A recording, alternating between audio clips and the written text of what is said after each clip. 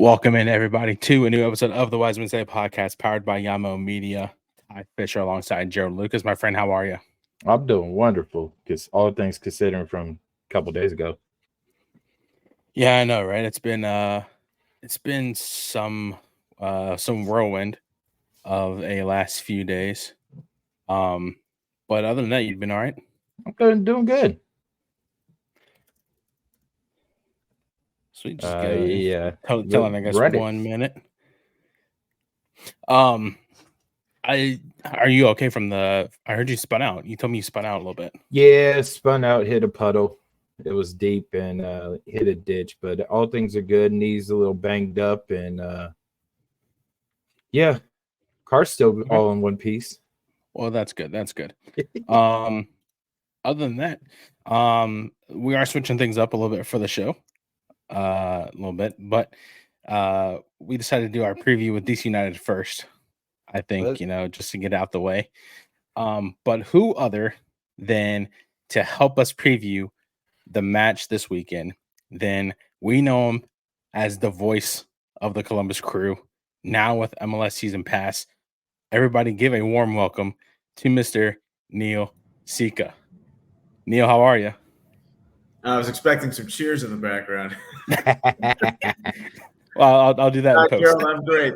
Thanks for having me on. Yeah, looking forward definitely to being back at the LDC this weekend. You are now with MLS Season Pass. I know you did. I think it was Columbus, Montreal last year. I did. Joe hat trick. When you got the call to do MLS Season Pass, what was that like? Yeah, it was exciting for sure, but it was also a little bit of relief. Last year was a little unorthodox based off of what the last 16 years of my career and life had been. And so having to wait, and there was a lot of uncertainty, and not to get into the nuts and bolts of it, but when I got the first game in July, which was Minnesota-Portland, I was excited. And then it was an opportunity to show what you can do on the national stage. So having that, and then the Crew game at Montreal, and then I had 3 others in September, was a good platform to put my work out there and showed it belonged on that stage. And I think that kind of led to the opportunity that I have this year to be a part of the full season. So delighted for that, and working with a great bunch of folks, and sure have great memories from the past, but this is an exciting new challenge to be a part of and tell different stories each and every week, but still being based here. I don't forget my roots, right? Respect the roots. So to be able to be 5 minutes away and have a Crew game at home, and especially in a time where they've earned a lot of flowers across the league with the way they play and the success of last season, it's neat to do these games. And Lloyd and I had the Chicago game, and ironically enough, it was a conflict with Chris Whittingham was supposed to be here with Lori. They're their natural partnership, and he had an obligation, and so we just swapped it up with the 2 announcers kind of closer to their home market. So with that, and this is the second of a few more that I'll have. So I'm looking forward to this great old rivalry, right? It's one of the best days of the league, and I know it probably brings up a lot of anxiety from the early days, the playoffs in 97, 98, and 99. But more recently, the Crew have had a lot of success against DC and even the playoffs of 2018. So a lot of great stories to be told, and a really intriguing matchup, too, because of the way DC started the season. And I expect that, especially with the Columbus team that had that wild game Tuesday against Tigres, but a hell of an entertaining game coming up in the Champions Cup. So, yeah, delighted to be a part of it, and I'm happy to be on the show with you guys. So go ahead, Joe. So Neil, you were there at training today. They let me in the I'm surprised. Yeah, right. So your take on DC's aerial threat? What is the keys on that for Columbus and DC to attack the back line of Columbus? Yeah, well, I'm excited, just to see Christian Benteke play. and knock on wood, because I had Portland and DC in week 2. We fly all the way out there, and DC's coming off a pretty big win in week 1 against New England to start their season. Portland, so expecting a great game, and it ended up turning out to be a really entertaining game and finished 2-2. But Benteke got hurt in the warm-up. He hurt his groin, and so we've got all these notes prepared, right? He's the guy, and he's been the guy. And last year, I think he was too much of the guy, and I say that because if it wasn't, he was option A, B, and C, and if they didn't go to him or didn't have him playing, then they kind of ran out of ideas. I think with Troy Lesesne and what you saw maybe in practice at the tail end of when he took over the Red Bulls job and got them to the playoffs, the way they press, but also will play some ball too. They'll knock it around. And I think this is a team that has turned teams over. They've gone toe-to-toe with a really tough schedule. So yes, Benteke and dealing with him is first and foremost, right? Because he's a stud. And he's led the league in aerials each of the last 2 years by a mile. I mean, we're seeing numbers with balls in for him to challenge that I don't think he's got the next closest guy within 40 or 50 each of the last 2 seasons. I mean, he's that dominant. But I also think their pressing and their ability to get them shots, and Mateusz Klich is an underrated DP.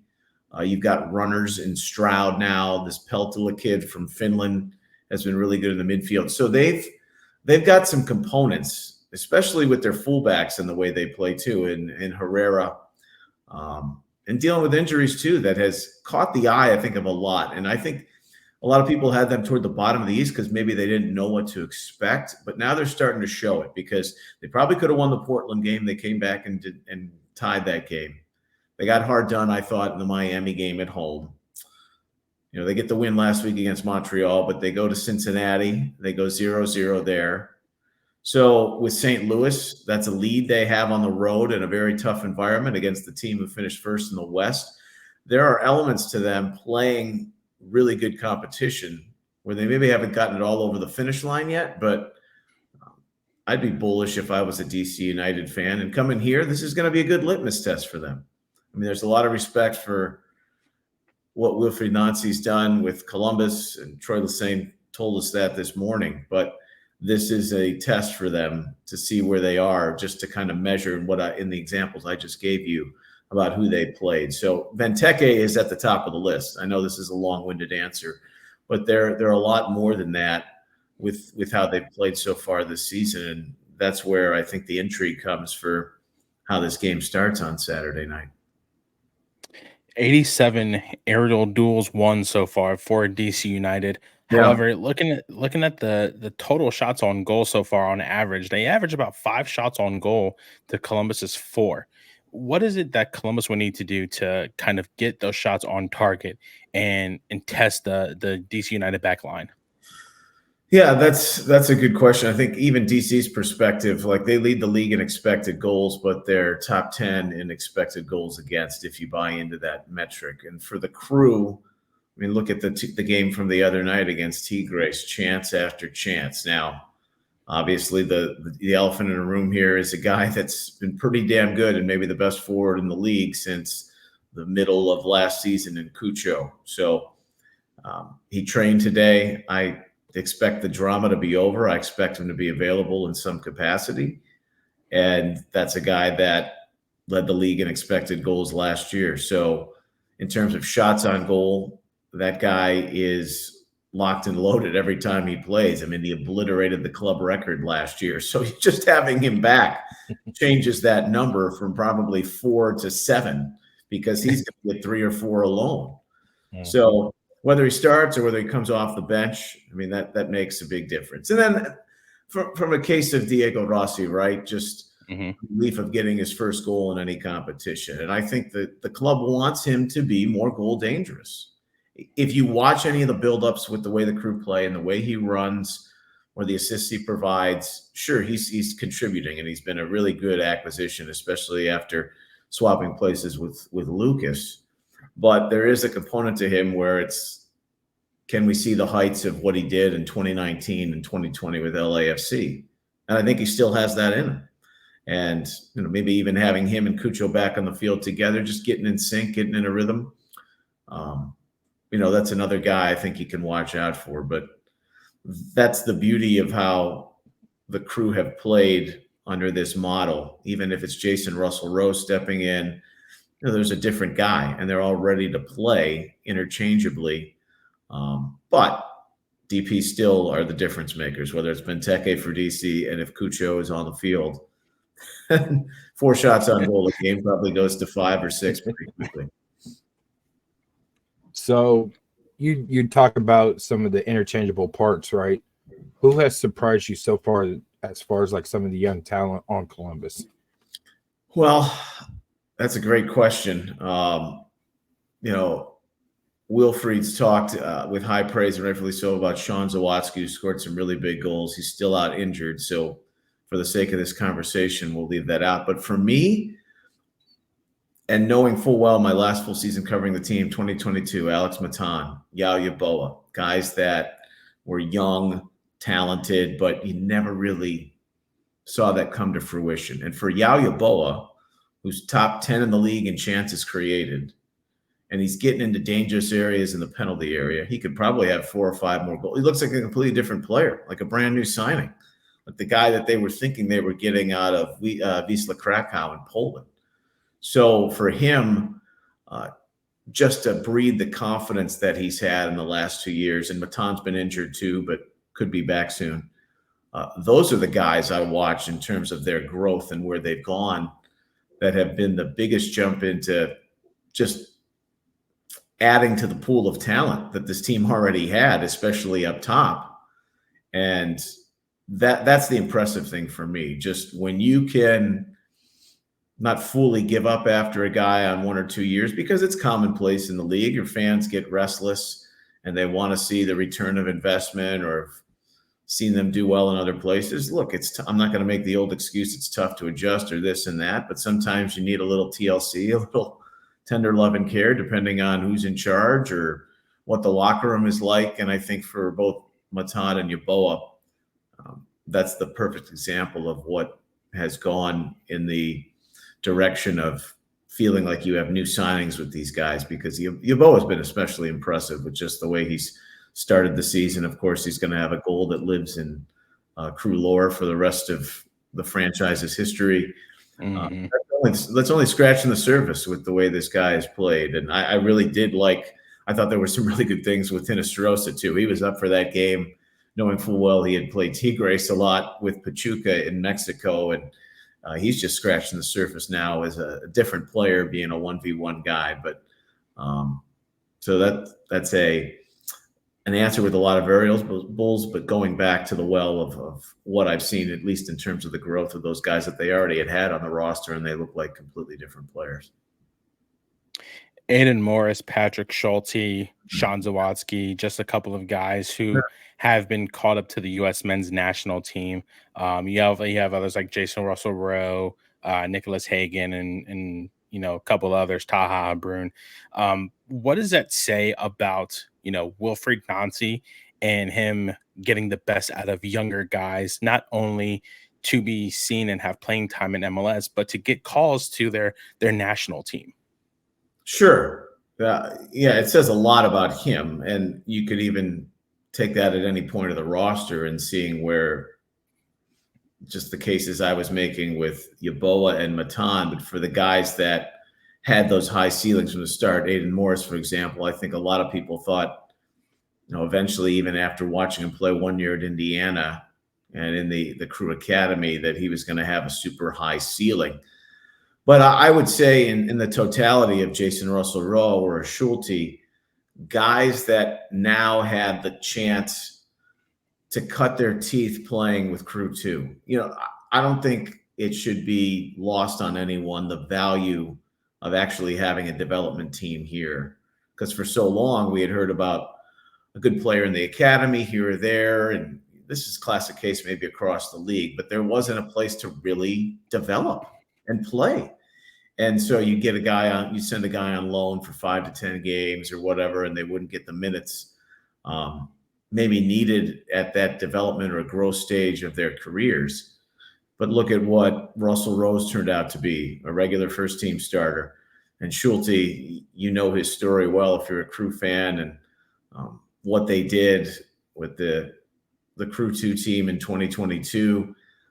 Just the ecosystem to be able to play. And now with Taha and Maroka, these guys can go right from the academy, and they can get meaningful games right away. And this is a team that's obviously been really competitive too over its first couple of seasons. So just having that breeding ground, and there's the credit to Corey Ray and the rest of the front office staff behind Tim Bezbachenko and Issa Tall and Neil McGinnis, having that second layer and that wave of guys that can develop, because we've been part of a franchise that knows that they've had good academy players through the years, but you'd only maybe see one or two break through on a regular accord. Will Trapp is obviously the headline name that starts from a decade plus ago, and now Morris. But how many more guys could have benefited from having a setup like this, like they do now, where they've been playing on the regular? And I think that obviously breeds confidence, right? You come back, and then all of a sudden you're playing well for your first team, you get called for the national team. And I could even look at a DC situation where Christian Fletcher, right? Young forward, Ted Kudabietro, homegrown, Jackson Hopkins, maybe not as much on the national team radar, but guys that you're depending on who are young. Christian Fletcher went off to Swansea's U21, scored 16 goals. I mean, he's a confident player. He's come back, and he scored in the game I had in Portland. So youth guys are talented, but they still need games. They need the games that your senior guys are expected to get. And that's what makes all the difference for me when you talk about the growth of some of these guys, and now that they can compete even on the national team level. And it started because they're playing. Yeah. So Neil, you heard me say today at training, but yeah, you had great questions, by the way. Thanks. Pedro coming back. Yeah. Yeah. How is it that, going up against former players, seeing some of the players that you've covered, Pedro was huge with Columbus, for so many years. Sure. What does he bring for DC United coming into Lower.com? Well, I think there's just a professional acumen to him now, and also a wisdom. We're on the Wisemen Say podcast, so there's a wisdom. But look, he was one of my most intriguing players that I think I covered. And I think for Crew fans, it was also that way too, just because 2017, he comes in designated player, and you're expecting what you expect from a designated player. The production wasn't maybe up to snuff in those first couple of years, but then he kind of found his ability weaving in and out the inverted winger play under those last couple of years of Greg Berhalter, and then was huge for the Caleb Porter teams of 19 and 20. Think about the cup run, and he had 12 goal contributions the last 15 games of the 2020 season, and his unselfishness to be able to play different positions. I'll never forget, they were down with personnel in that second leg of the Eastern Conference Final in 2017, and he played wingback. And that was really the birth, I think, of him. He had done it before in Portugal, but we saw at the tail end of his Crew career being able to move to left back after Milton Valenzuela left. And now he's doing that in DC. But he's always got an attack-minded presence. He still has a hell of a left foot. You saw it on the goal that won the game. And it's not like he hasn't been back here, right? They were here last year. So it's always, I think, a little bit of not shock and awe, but when you see a guy who's known with one certain club returning with the next. But I think the utmost respect, especially to see hopefully him and Darlington on the same field. Like, those guys were so pivotal in 2020. They didn't get to play an MLS Cup because of COVID. Mm-hmm. But for him, I know, with a couple of his children born here, it's a special place. So he's going to handle business game as usual, and that's the that's the company line when you get reunions of that sort. But I just really am impressed with how he was able to mold his game the way it needed to be for whatever the team needed, even after the first couple of seasons where it's like, this guy shouldn't be a DP or he's not living up to the billing. And then he turned out to have a hell of a career here. I mean, fouls won, tackles, duels. This guy was top 10 for a good 4 years in all those categories, playing right here in Columbus. And now you add that in the tail end of his career in DC, where maybe it's not the stat stuff or he doesn't play as many games, but he's an important point in that locker room. And I think that's big for Troy Lesesne when you're trying to recalibrate a proud franchise for the third time under a different coach in the last 5 years, to have a steady voice like that. Neil, we don't want to take up too much every time. We know you got more prep to do for big game on Saturday. But really quick, we do like to play a little game here on the Wisemen Say podcast. It's called Yellow Card, Red Card. It does not have to be soccer related. So a yellow card, and I have my yellow red cards right here. Oh, you got the front. Well, Dick's Sporting Goods, but good. Yellow card would be something that you don't like, but you can tolerate. So, for example, if I order Chipotle and they don't put enough sour cream in my bowl, whatever. Okay. A red card is something you don't like, you absolutely hate it, you can't stand it. It is your demise. It does not have to be soccer related at all. Wow. Okay. So what would be your yellow card and red card? Gosh, putting me on the spot. This is a great question. Let's see. Better like making prediction for the score. I know. Yeah. I know. Yeah. Wow. You got me stumped.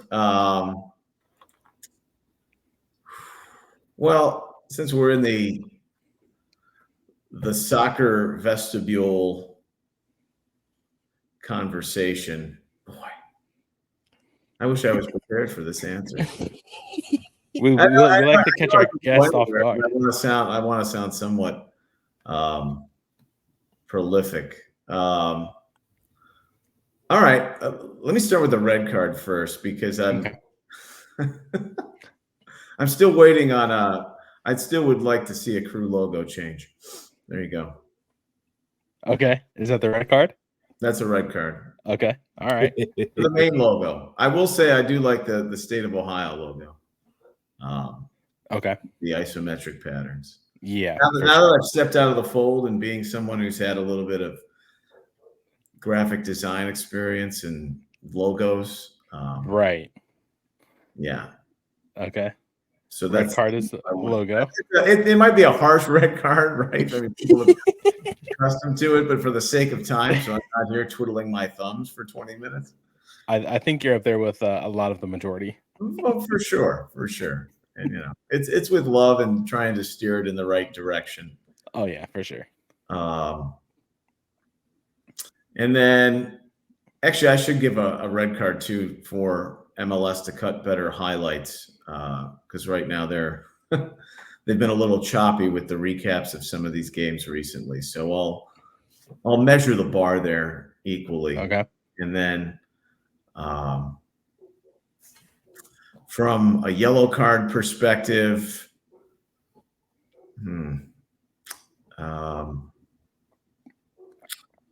I would hope that we see the announcements and the rule changes for now that we're out of the referee lockout to be a little bit more swift and presentable.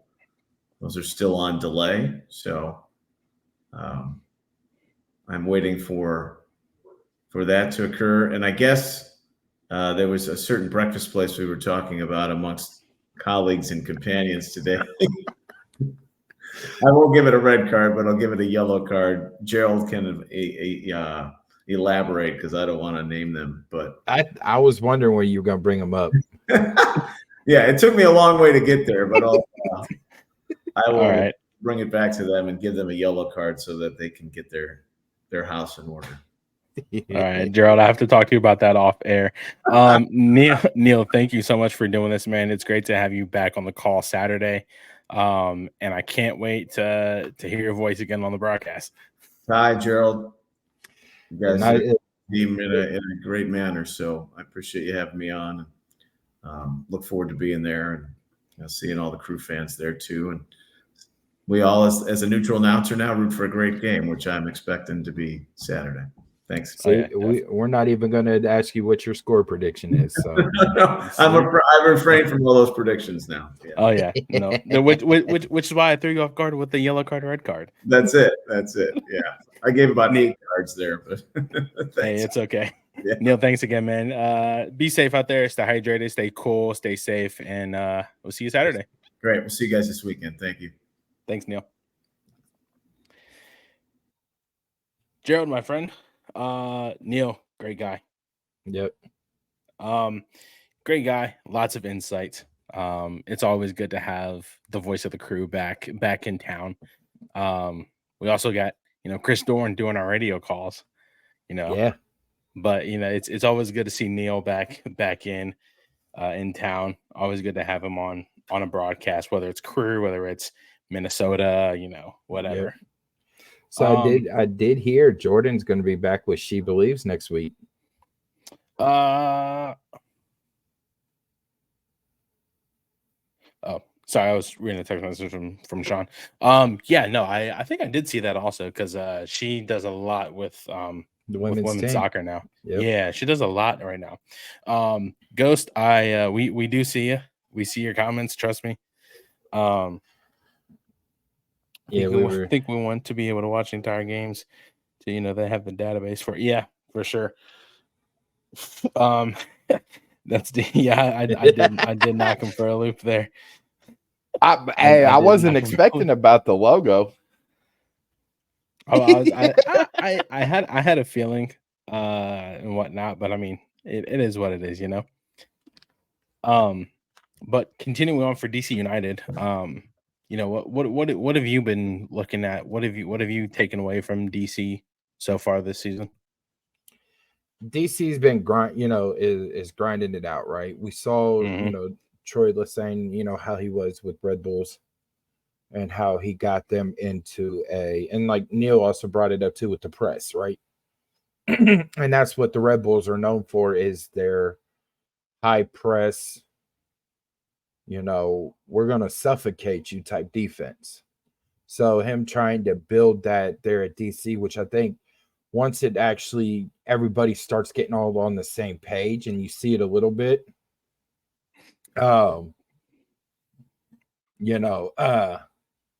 you see it a little bit now, excuse me. But once everybody starts clicking and injuries, people are coming back from injuries and things like that, it's gonna start looking like the DC from the early 2000s, the 90s, the MLS original DC, you know what I mean? So yeah, Ghost, you're right, they are a little underrated right now, and even Neil touched on it a little bit that people picked DC to be towards the bottom of the East, but Troy Lesane is a good coach. You know what I'm saying? So to not see too many teams look at him that were looking for head coaches this offseason, for DC to hurry up and gobble him up like, here, we want you, bring the DC style back. I honestly think that Red Bulls did the worst thing by letting him go.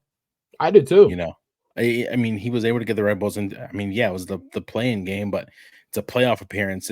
I think that was their 15th playoff appearance, 15th consecutive playoff appearance, and for Troy Lesane to get them just above the red line is what was needed. Because had it not been for Troy Lesane, Red Bulls would have been out. Their playoff streak would have broke. Now you put Troy Lesane in DC with Christian Benteke, with Pedro. Pedro's huge for him this year. Yeah, with all these other guys, and you're kind of getting a little bit of the DC, as Neil said, back in 96, 97, 97, 98, 99. You're getting that DC United back, that DC United that's always been a consecutive, top 5, top 3. There's a reason why they have 4 MLS Cups. Yeah. But I mean, also too, look at when we played Red Bulls last year, right? The first, at the beginning part of the season, it was Nancy's first year with Columbus. You know what I'm saying? So, and it was a chess match, right? Yeah. You know what I'm saying? It was an absolute chess match between Nancy and Troy Lesesne. Ultimately, they won on that late goal. But it was a chess match going up against a 3-back defensive line that was plagued with injuries to start the season. I think to answer Kenta's question, how are you, buddy, by the way? If I put Troy Lesesne in with New York Red Bulls right now with the personnel that they have on the squad, I think Red Bulls are second, maybe third in the league, ahead of Columbus, right? However, I think if you keep the same Red Bull team that they had last year when they made it to the playoffs, I think they probably would be equal with to where they're at now. Yeah, to where they're at now, because Troy Lesesne's not a bad coach.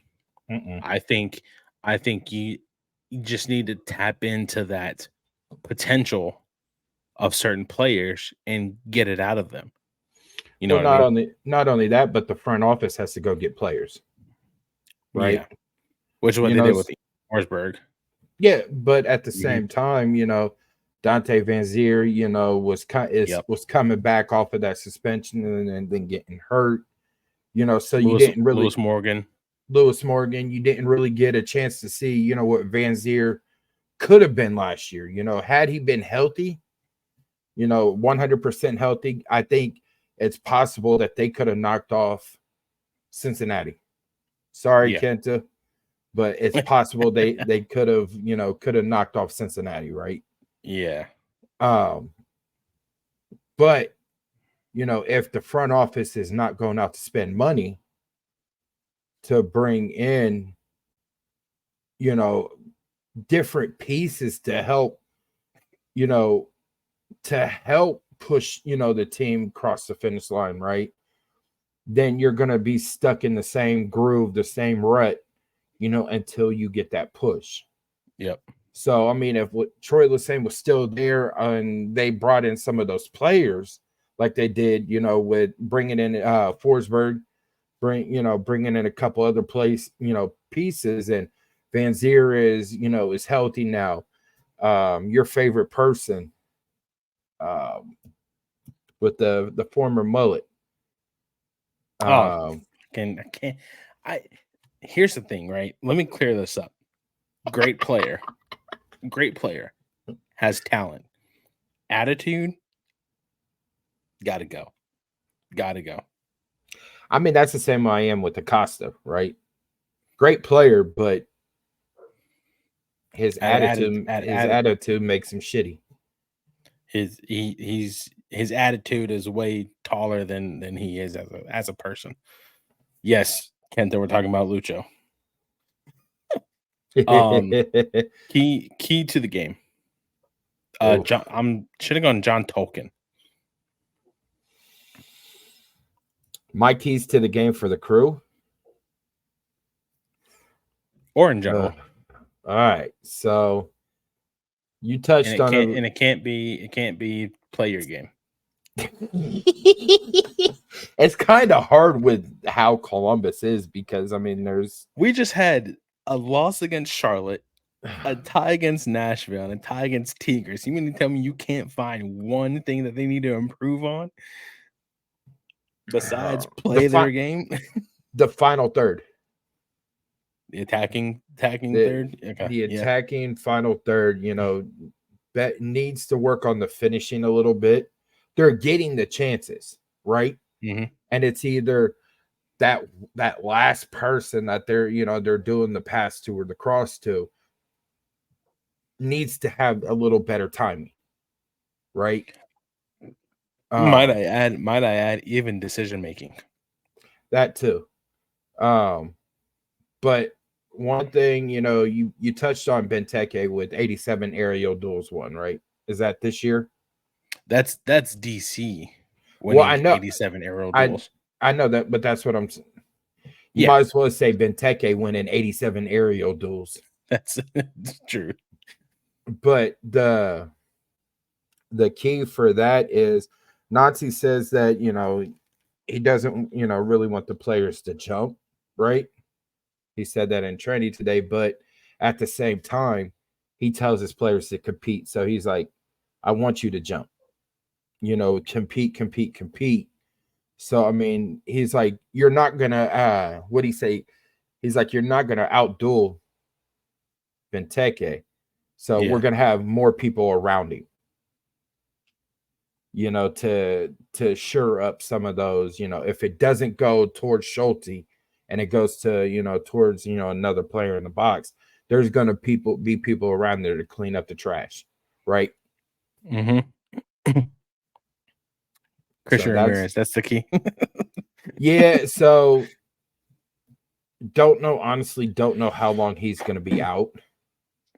There's still no word on it, on a timetable. Nazi said, Camacho was training a little bit last week, but was going full team, full send, on Monday with the team. Out there training today, yesterday. So, I mean, he's hopeful that, he'll be back Saturday. Don't know if he's going to start or if he'll come on in the second half. Either way it goes, you know what I'm saying? We'll get him back. He'll be back there for the back line. Yeah. Taking a look now at our previous MLS match, Nashville SC. We talked about it. It was going to be it's a tough place to play, right? They were without a lot of pieces. Walker Zimmerman, Leao. They were Joe Willis with a red card. They were out quite a bit of key pieces, right? Columubus, on the other hand, Christian Ramirez, Alex Matan, Cujo Hernandez, Rudy Camacho. They were out, those guys, injury, and I'm just going to call it disciplinary. Yep. For Cujo, but still managed to pull off a draw somehow, some way. It's huge. It's a lot of people didn't like it, didn't like the draw because we had to come from behind. In my opinion, I'll take a point on the road in Nashville. I mean, there was some calls, from officiating, right? And if I kind of play devil's advocate, I think that's just them getting the rust off from having to be locked out for the first 5 weeks. Yeah, Jesus. But no, like it was some calls from officiating that when you look at things, you're now like, you know what? A draw is better than a win right now to get out of Nashville. But even after, that Marino's header right there in the 79th minute, Columbus never let off the gas. You said second half? Yeah. In the 79th minute. Wholeheartedly.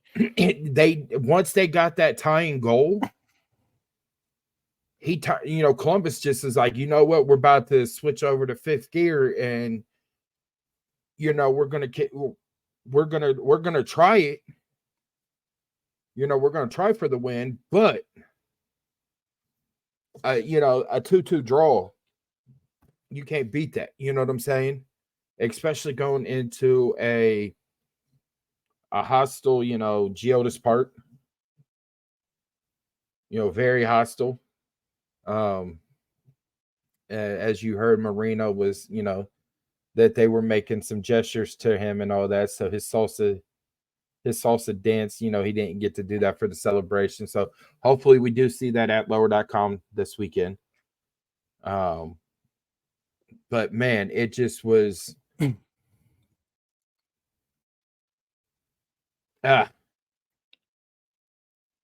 know what I'm saying? Mm-hmm. Ghost says I hated it when it happened, but the next day when I thought about it, really, Tigres one of the best teams competing in CONCACAF. The tie. Supposed to be the tie was a win. Yeah, the tie was a win. Yeah, definitely, wholeheartedly. I think back to Nashville also. Nashville is always one of those teams that when they're down, they make you pay. Yeah. Right? They make you pay. Look at the 2 goals that they scored in the first half stoppage time. Right? Hani Mukhtar. That guy's pretty much just giving a goal every game. I mean, It's just like Acosta. You know, Acosta's going to score regardless. And then you look at Anibal Godoy. That was a world-class goal. But yeah. But here's the thing. I think I can't remember who said it. I think it was Yevon who said it. They need to be better on defensive crosses. They need to be better handling crosses. Jacob Schaffelberg should have not been given that much space to cross in a ball to Mukhtar and Godoy. Now, I kind of want to put a little bit of blame on Patrick because the entire night, the entire first half, he'd been coming off his line. Look at the 2 fouls he got called for him in favor of him. He gets absolutely obliterated in the air. Coming for a cross like that, when you take one step, you're already off. You're already off because now you're second guessing and you misread it. Credit to him, he gets a finger on it, but it's not enough to get it out of the path of where it's going. I also put a little bit blame on that back line because Mukhtar was not marked. Correct. Mukhtar was just standing there. And when Schulte got his fingertips, you know, to, you know, redirect that ball, Mukhtar was just right there. Nobody marking him. So it's an easy chip in. So, I mean, it's both a little bit on Schulte, but also a little bit on the defense too for not, you know, not marking Mukhtar. But that Annabelle Godoy bicycle, there's nothing you can do. You're not stopping that. No. You're not stopping that at all. But I mean, that also, you know, go back to Mukhtar's goal. That's also Jacob Schaffelberg, though. Yeah. You know what I'm saying? Yeah. So, and he did it against Trinidad and Tobago with the Canadian national team. You know, if you look at the goal that he scored, it started with Jason, went to another person and went down the line, and Jacob hit that corner, and he let a howler go. You know, and they won 1-0. So I mean, you know, you look who's starting that goal scoring opportunity. You know what I'm saying? But you know, it's just the Mukhtar goal could have been prevented, right? But that Godoy goal, that could not have been stopped. And I did. Oh my God, gotta love him. But I asked Yevon, what is it about stoppage time this year for, the crew that doesn't like the crew? You look, Minnesota, 95th minute, right? Oh my God. 95th minute. That was so bad. Houston, a 96th minute. You know what I'm saying? Even though we scored late, even though we scored that. And then Mo Farsi, 100. You know what I'm saying? What was it? The 110th minute, I think it was. 110th, you know what I'm saying? So those two, the Houston and the oh shit, what was it? No, it wasn't 110th. It was 109th. Yeah. No. It was I don't remember. It was late. Or no, it was the 100th minute. I think it was the 100th minute. Something along that line. It's late. It's late. And that was the Red Bull one. That was Chicago. Chicago. So you know what I'm saying? So I mean, those two, Houston and Chicago, but then you throw in Nashville and Minnesota. It's hard. What's going on with stoppage time? Is it like you're getting at that point where it's like, okay, it's almost halftime or it's almost the end of the game, and maybe a little fatigue, maybe a little mental fatigue, not physical, or you're looking forward to getting into halftime to actually sit down and get some hydration, get some fluids, whatever. But I did like his answer, which you guys could go see on Spotify. Shameless plug. Hey. Shameless plug to our Spotify. We take a point from Nashville, and now we have 2 days to prep for midweek match against Tigres CONCACAF Champions Cup.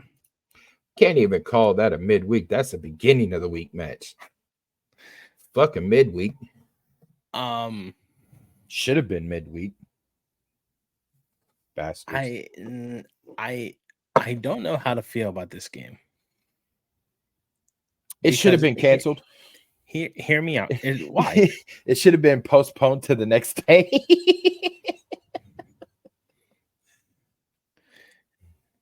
And then what? Bam, there's 13 minutes. Or you can play 90 minutes, have 10 minutes added, and then play an additional 6. 17.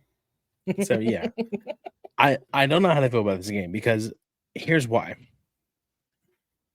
The first half, okay, it was good first half, 1-1. Okay, we knew it was going to be a battle. Tigres is one of Liga MX's top clubs, right? Top clubs, Club America, Monterrey, Tigres, top 3. Okay. Am I the only one that noticed that when the second half whistle blew, something flipped? Somebody should have checked the ref's bank account, see if those pesos hit. Something flipped in that second half. Nanzi gets a yellow card for dissent. Morris gets a yellow card for dissent. Morris then gets another yellow card 2 minutes later, which honestly, I would be giving that a yellow card. Tackle, I'd give a yellow card. And even the broadcaster said the same thing, right? They said the same thing. I actually went and watched the replay, but the broadcasters even said the same thing. That second one, yes, that's a yellow card all day. 100%. But that first one, they were sitting there stumped at like, why was there a foul? Because that's also a point, because there's no foul there. Yeah, and so for Aiden to be upset, they see that, so he picks up the yellow. But then they were also saying, when he got that second yellow, they were like, you got to be a little more, not, aware. look, I just picked up a yellow, now do I keep, do I go for this challenge? Right. But you know, it's This shit's easy.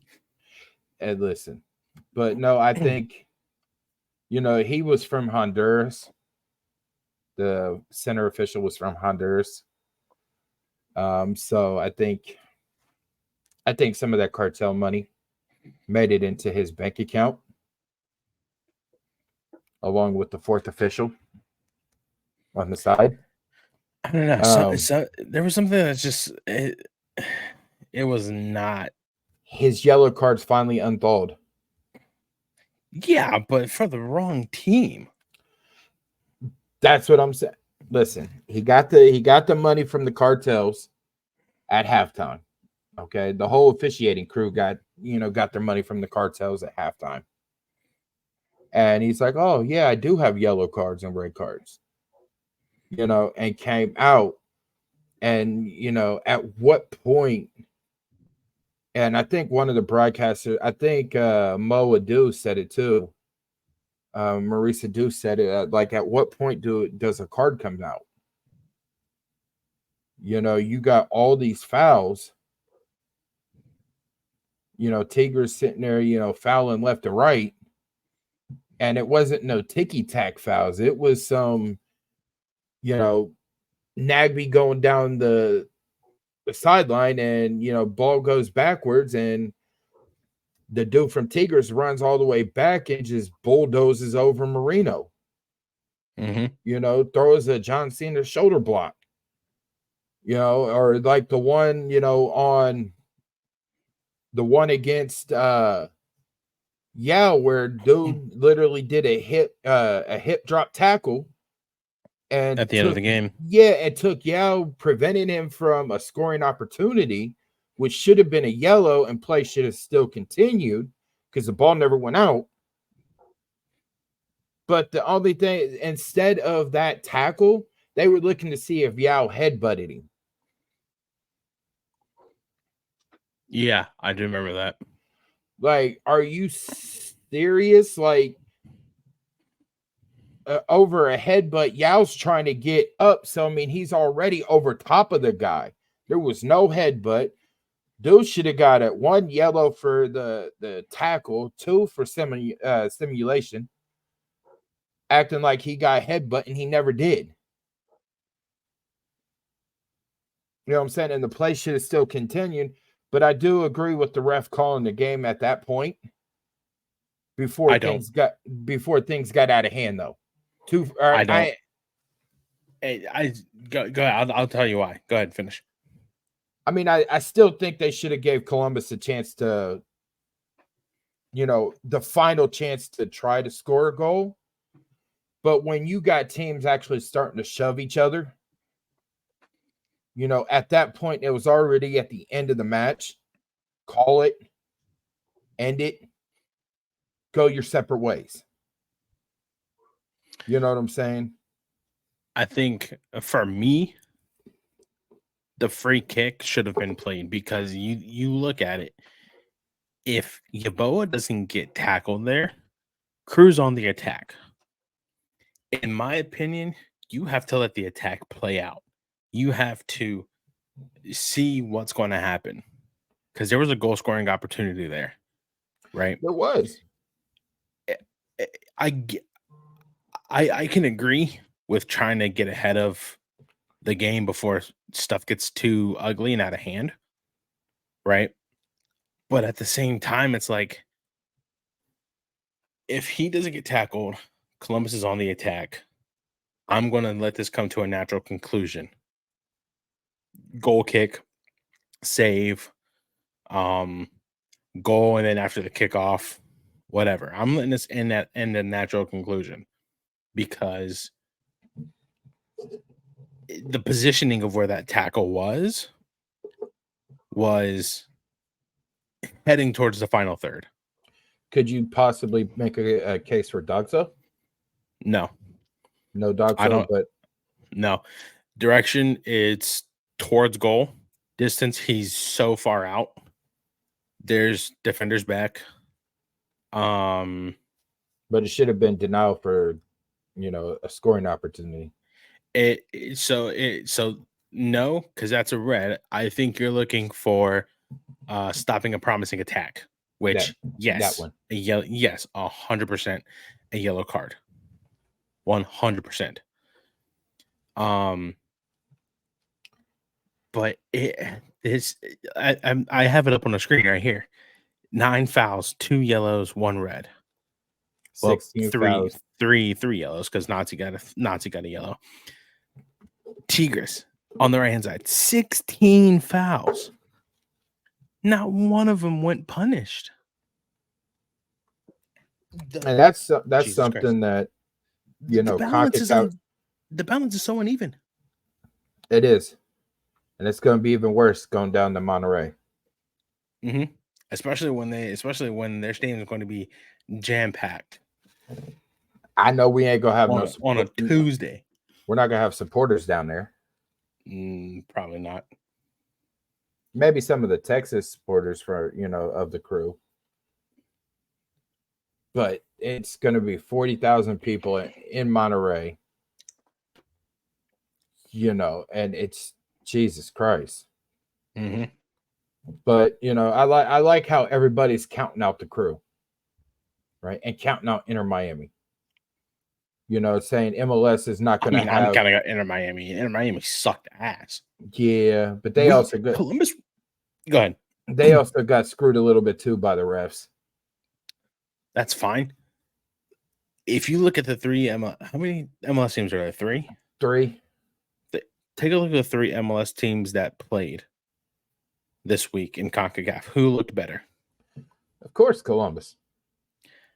Miami, they're down. It's 2-1. Monterey got 2 away goals. They're pretty much done and dusted.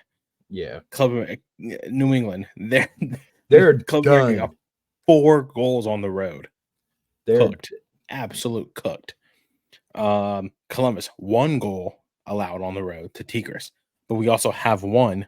So, we go in and get a 1-0 win. We're fine. Yeah. We go in and get a 1-1, a draw.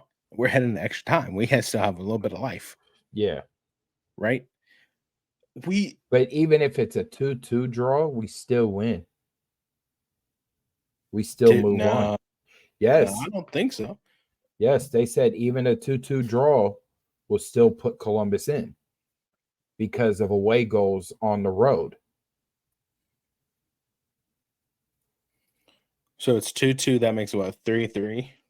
It makes it 3-3, but the tiebreaker is away goals. Yeah, away goals. Yeah. I can't do math, dude. I've done math all day for one student trying to finalize his grade, and I'm just like, I'm done with math today. It's CONCACAF math. What does Connor say? Honestly, I can get behind that. It says CONCACAF should follow UEFA and get rid of away goals in domestic competitions. Yeah. Well, I wouldn't even call this domestic because I think domestic would mean, US. You're looking at what if you're playing 2 legs in the Open Cup? Yeah. Right? Because domestic league in England is FA Cup, the League Cup, and whatnot. Mm-hmm. But I do kind of agree with Connor, that away goals, it's hard because I agree and disagree. I agree because it is kind of, it's probably like the worst tiebreaker. Mm-hmm. But then again, I disagree because it also adds for a great second leg of something, right? Because we know Columbus is going to go out there with all intentions of winning that game, knowing that they have the disadvantage. Regional or continent, I would say, I'll probably say regional, maybe. Regional, that's more like it. But now looking at another Columbus team, Gerald, my friend, it is your time to shine yet again. All righty, ladies and You ready? gentlemen. You ready? Yep. All welcome, welcome to another episode of the Cappy's Corner, which your beloved Cappies were in action on Saturday. Just about an hour before kickoff for Crew in Nashville, as they were down in Huntsville, taking on Huntsville FC. Great competitive game. It went back and forth. If you want to take a look, Owen Presses did open up with a corner kick into, I just had it on, Christopher Rogers, who put the Crew 2 up 1-0 to start things off. Oh, I just had it here. Oh.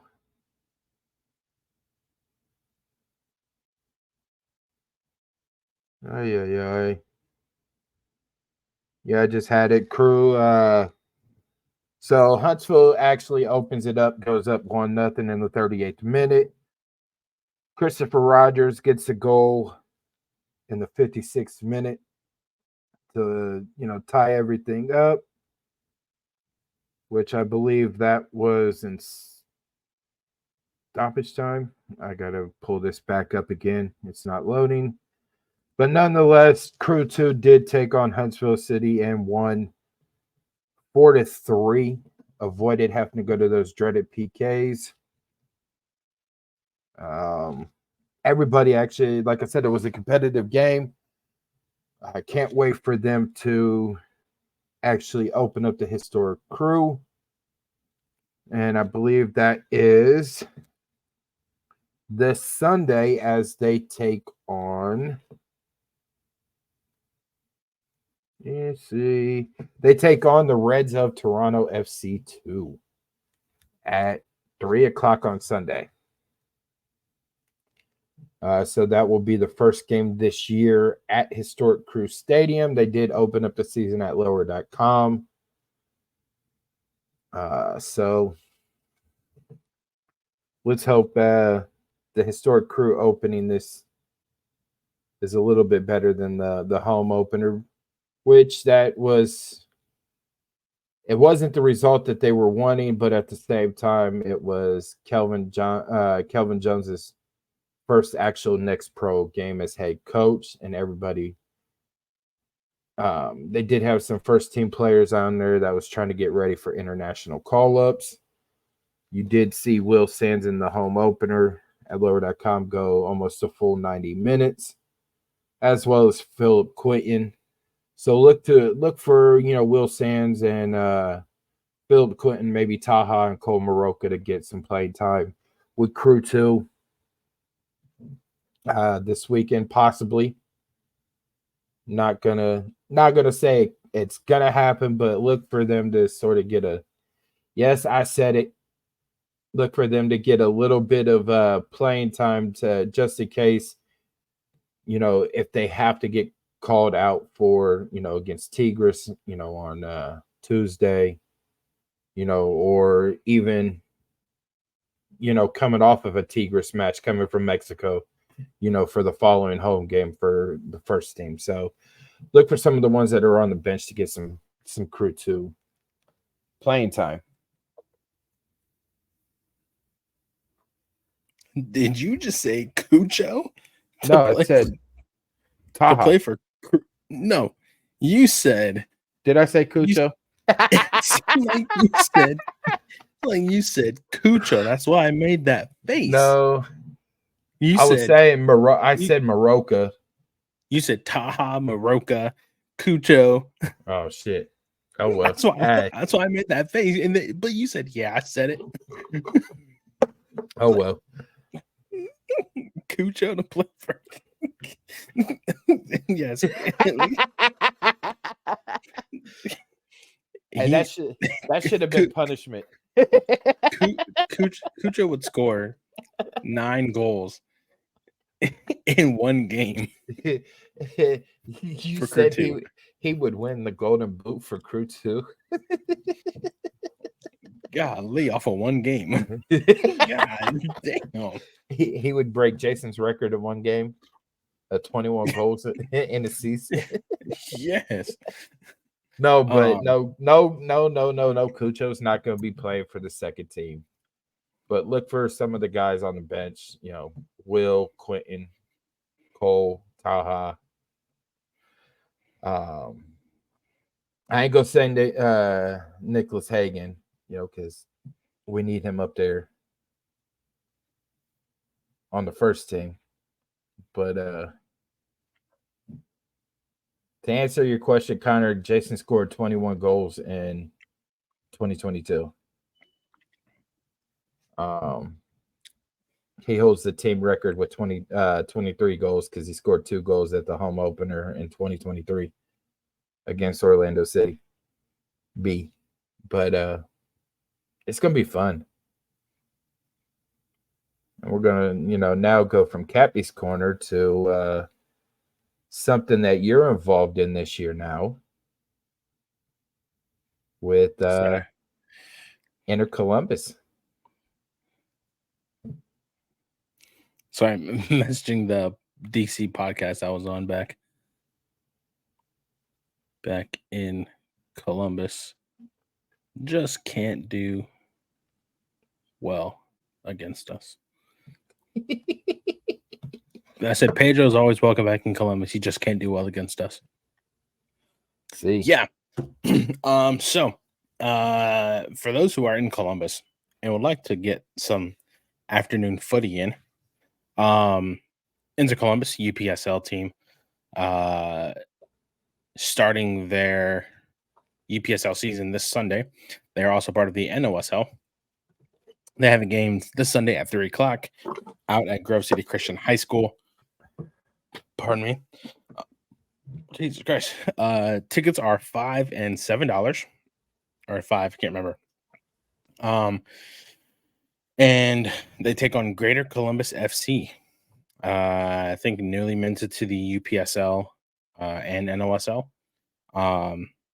Great time.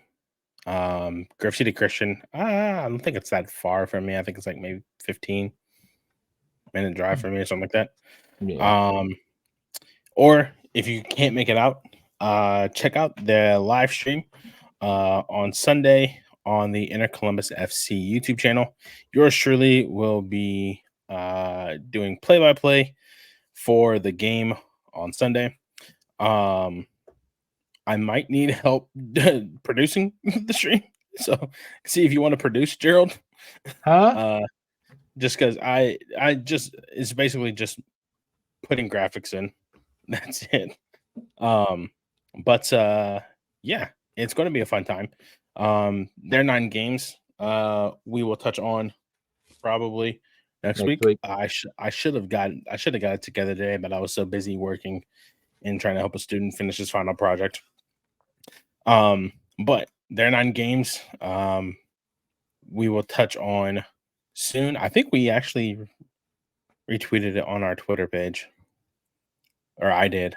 Yeah, on our Twitter page, something like that. Nonetheless, we'll keep you updated. But UPSL soccer is starting here in Columbus, Ohio. They are one of, I believe, 7 UPSL teams in Columbus. So their games are in the early afternoon, well before crew games even start, or on days where crew don't even have a game. If they have a game, it's an away game. Yeah, get out to Grove City Christian High School. It'll be a fun time, and you get to meet me if you get here. I mean, Jack, truth. This game is they're not typically on Sundays. They're usually on Saturdays. They're typically on Saturdays. But this one is just the season opener. There's a couple on Sundays though. Okay, well, yeah, like I think this one, the 21st, and then I think one more are on Sundays. The rest are on Saturdays. What time is this one this Sunday? At 3? So this one is a UPSL game, and that starts at 3 o'clock. NOSL games start at 2:00. Gotcha. So all Yeah. UPSL games are at 3. NOSL games are at 2:00. All at Grove City Christian High School. That might be at Grove City Christian because the Cappies play at 3. The Cappies play at 3. Yeah. Oh, okay. All right, fair enough. Fair enough. My friend, we are heading into the latter stages of the show. So why don't we get some predictions going? Real quick, just to clear the elephant in the room. Everyone go to our Spotify page and listen to what Coach Nazi had to say about the whole situation with Cucho. He clears the air a little bit, but does not specifically say what violation happened, how many more games, things like that. He talks about the culture, right? And he even says in his, talking to him, he even says everything's already been cleared up between him, Cucho, whatever else happened, and the rest of the team. So, Nancy is protecting the player, protecting the rest of the other players, and not airing out the dirty laundry. He's trying to also protect the culture of the team, and right now he's saying the culture is, he loves the culture that they have, so instead of airing dirty laundry out there in the public, he's keeping that internally to keep that culture intact and to keep the trust of the players that, that Nazi's not going to air everything out. So if you guys get a chance, go to our Spotify page, find the Wiseman State podcast.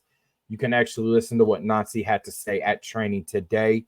So hopefully that will get, clear the air for a lot of the fans out there. Yes, I know you would like to know the reason or how many, or know the number of games that he's going to be out. But listen to what he says. This clear, it shows like everything has been, he said everything has been made up between all parties. The team, Cucho, him, whoever else was involved, whatever else the case may be, they're moving in it, they're moving on now, right? So everybody else needs to, stop trying to press, different things to get the answer that you're satisfied with.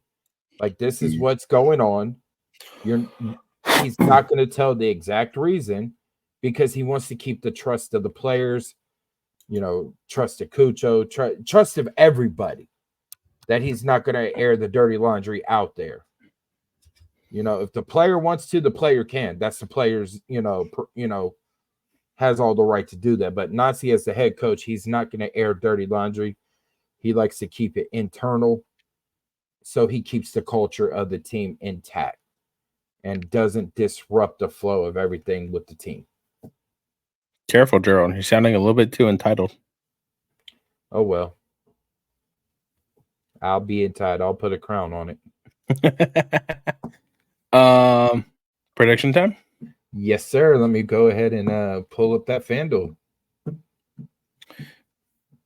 Don't start. You want to put one in too. You better not put that in the scrolling bar. I wasn't actually. I was going to try and find some. Nah, that won't work. I was going to do the little message thing with some sad music. This is your PSA announcement. If you or somebody is addicted to gambling, in all 1-800-GAMBLER. In all seriousness, gambling is can turn into a very addictive habit. Costs you a lot, not just your money, but a lot of other things. But here we like to have fun. I won $29 last night playing on FanDuel for basketball, and then I use it to re-up my Xbox Game Pass. You got something right here, Tyler.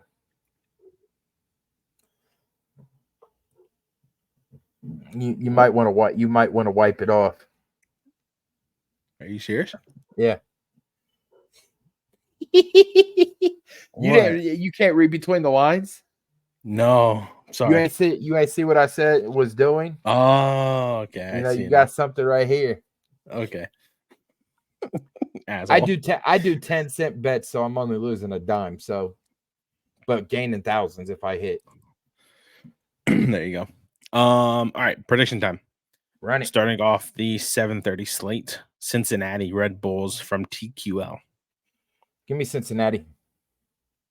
Or not? No. You know what? No. I was about to say after No. what you said on Twitter, you're gonna double down and go Cincinnati. No. Give me the Red Bulls. Celentano's out.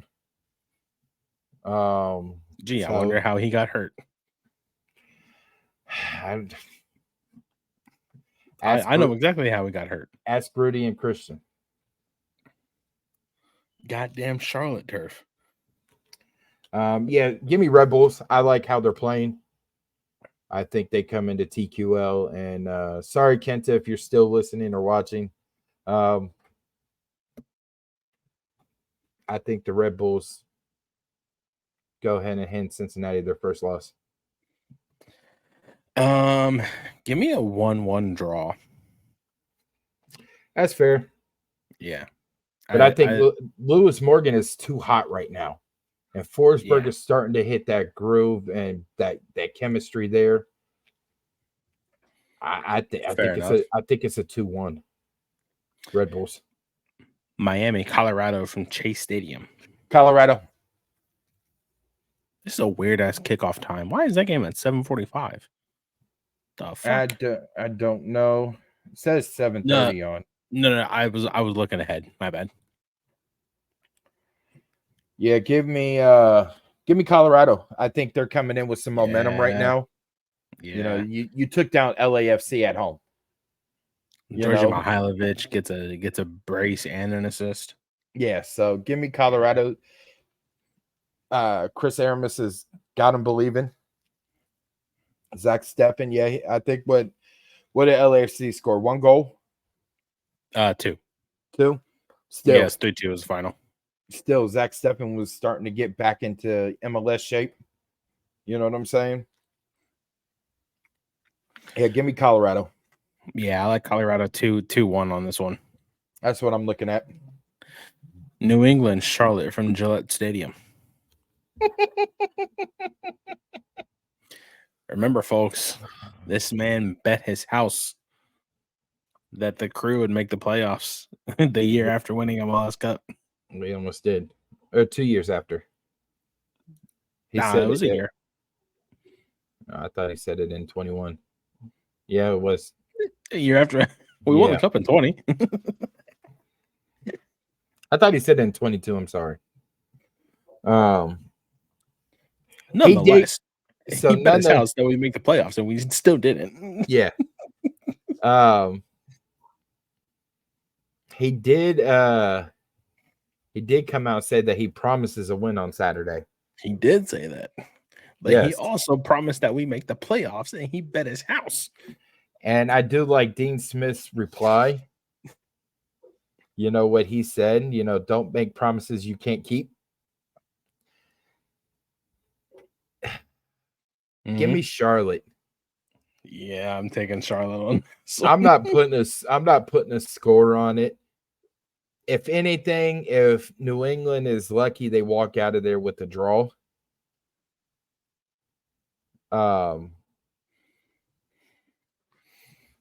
But I don't see them beating Charlotte. Nah. I got 3-0 on this one. Would this be Caleb Porter's first wooden spoon if things don't? Yes. Yeah. Give me Charlotte.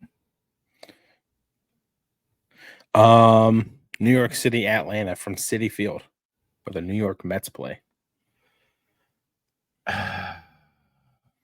Our buddy Bob V with the Designated Pundits over there at I-80 Sports was talking with him. I was going to go Atlanta at first until I saw the news. that Yakamakis and Zonde Silva are out. Mm-hmm. So you're going up even against an NYC. They actually they came out with it's now New York City FC. What did I say? No, I mean you said NYCFC, but they're now actually it's spelled instead of the initials. It's now New York. That's what they're saying. I don't know. Ask Esteban the next time you see him. I think it's a draw. I want to say the Pigeons get a win. 1-0 over Atlanta. Mm-hmm. But more likely it's going to be a 1-1 draw.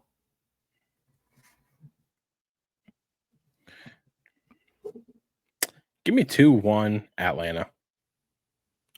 I just don't think Almada could do it on his own anymore. I mean, but you also have Lebzinajad. Hope I said his name right.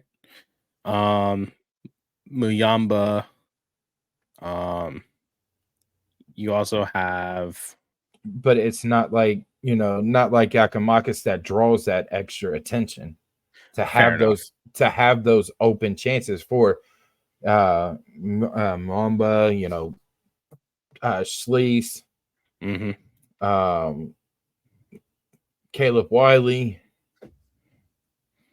other players as well. You don't have those really open chances, right? Right. Always. Yep. But no, you don't have you don't have those open chances without having Yakamakis on there. So I go with the 1-1 draw. 1-1 draw. Yeah.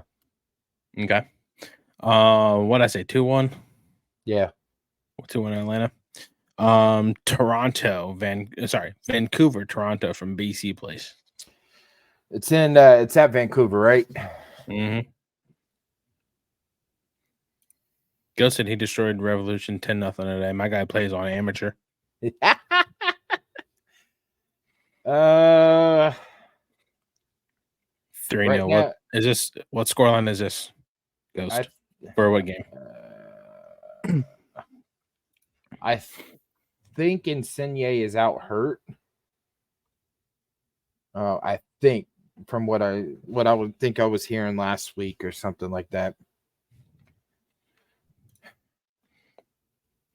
I like Toronto. I mean, they're also plus 420 on FanDuel, so Toronto beats Vancouver. That's a big plus for me.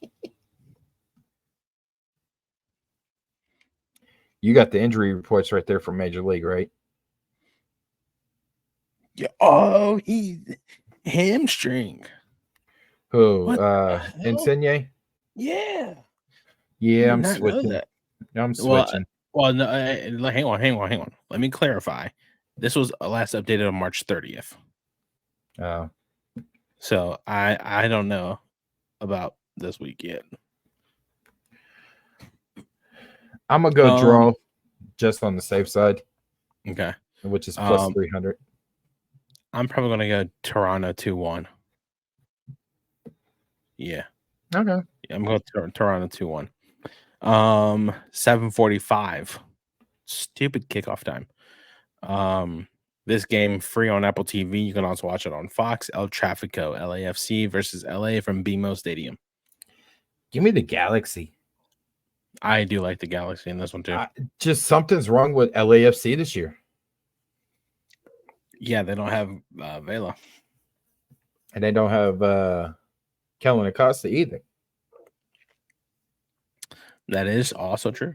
Which was their two, big holes in the center.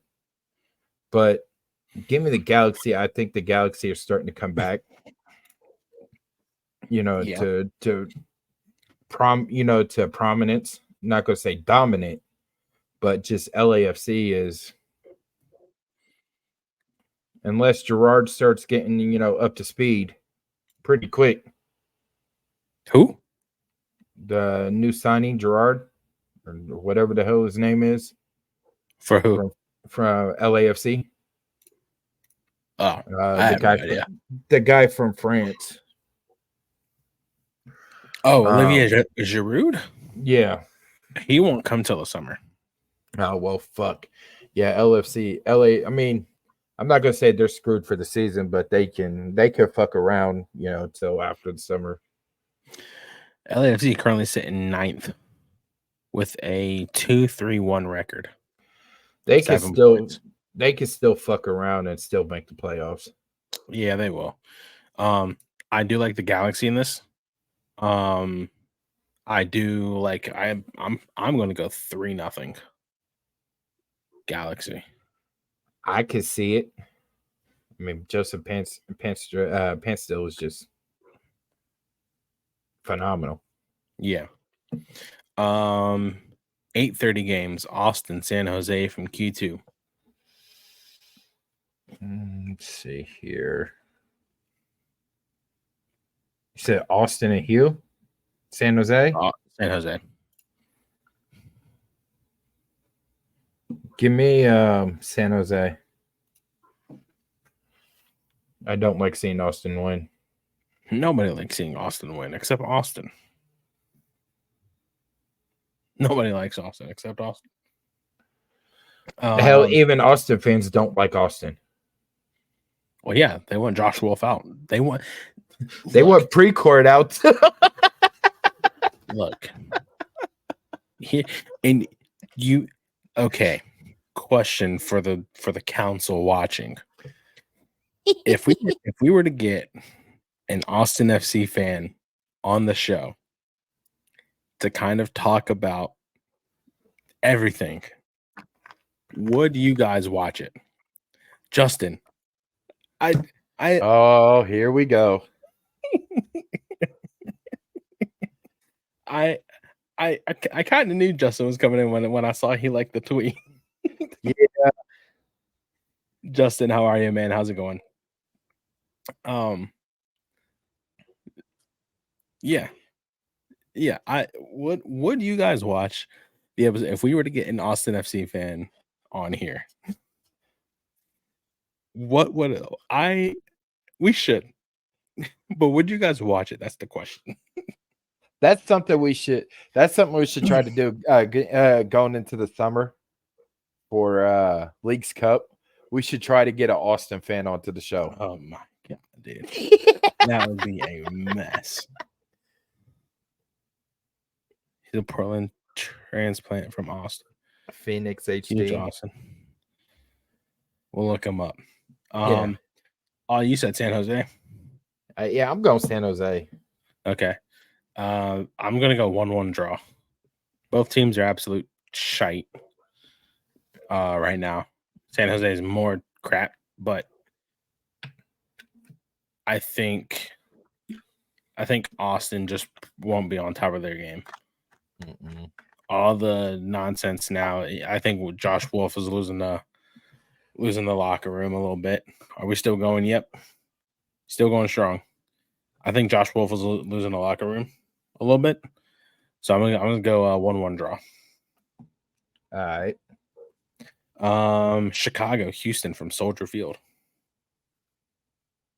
Give me Chicago. Yeah. What's the wind going to be like? Can we get some wind weather from some of the Chicago people? I should have their weather up on my. Because if it's Ashland, windy, Vegas, Charlotte, Indy, Nashville, Canton, Cedarville, Painesville. I don't have Chicago. I have every other small city in Ohio except for. Yeah, give me Chicago. It's supposed to be 48 on Saturday in Chicago. Does it say the wind? Nah, not yet at least. Yeah, I'm going Chicago. I'm going Chicago. Chicago. Give me Yeah. 2-1 Houston. I mean, I can see that either way, either 2-1 Yeah. Chicago, 2-1 Houston. I just think Kuipers is actually pretty damn good. He is. He's pretty solid. He's And solid. if you noticed in the last game, Shaqiri was on the bench. Granted, he was coming back from international, right? Mm-hmm. But Herbers had the captain. So he had the captain band. So I think you might see a shift in leadership there. Mm-hmm. Shaqiri, might have lost the captain band. Probably. But just Kuipers is just, oh my god. Yeah, Hugo Kuipers is pretty fucking solid. Yeah. Mr. Carr says I got Herbert on my fantasy team. He's pretty cheap, but he's worth it. I need to get in MLS fantasy.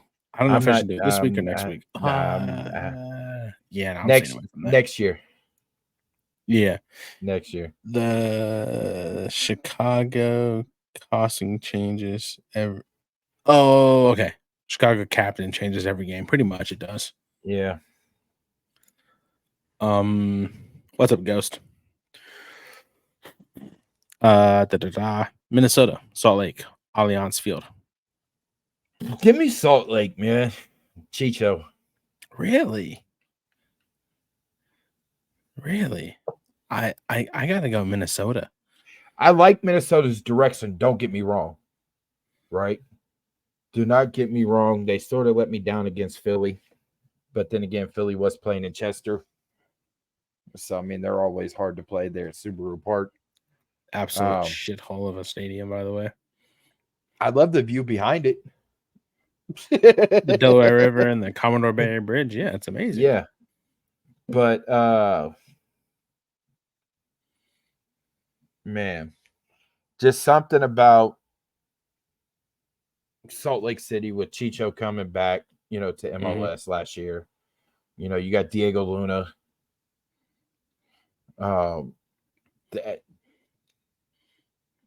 Give me Salt Lake. Give me 2-0 Minnesota. Ooh. All right. You take 2-0? Yep. 2-0 Minnesota. Nashville, right. Philadelphia from Geodis Park. I know some of my Philly fans are not gonna like this, but I'm going Nashville.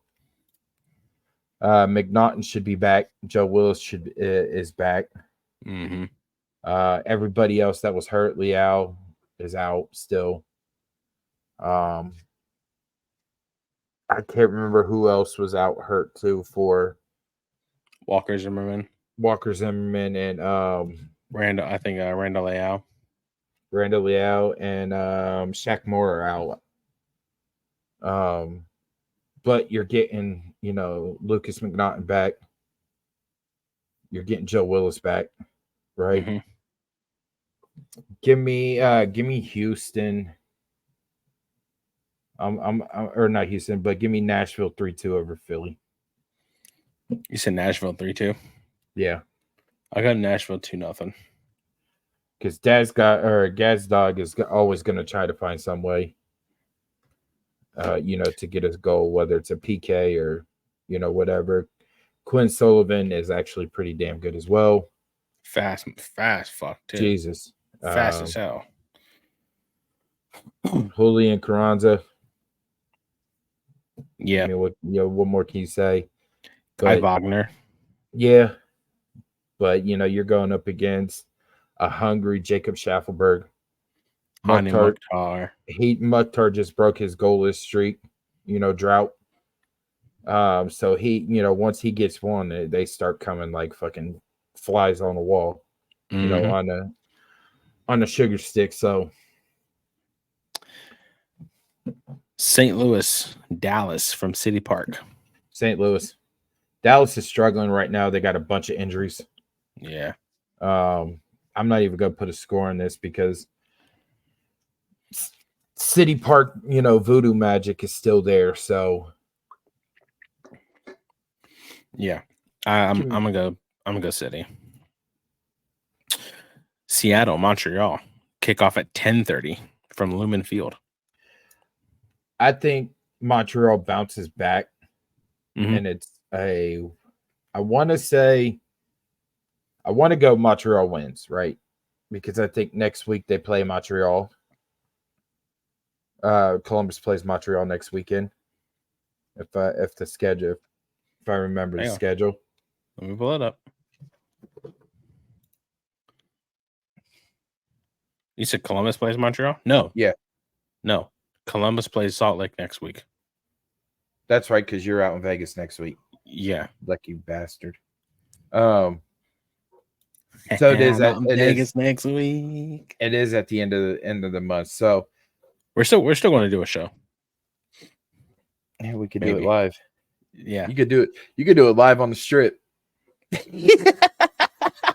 Hey, if that's what I gotta do, that's what I gotta do. I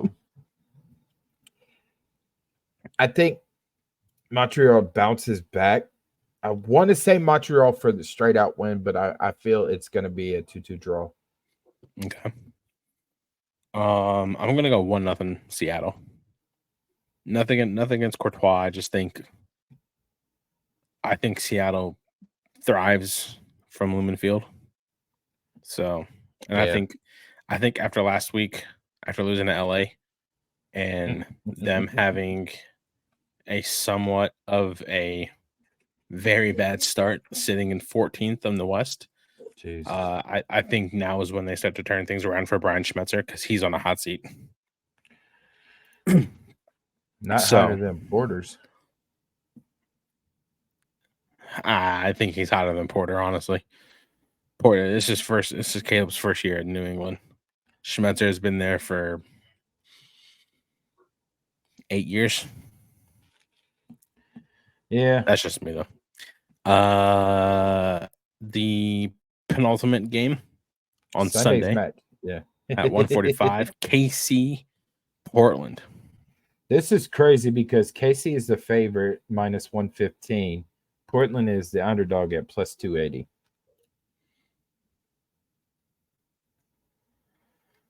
Huh? Not you. I'm trying to figure out what that says. Koi? Q-O-I? K? This with a K? Are you trying to speak French there?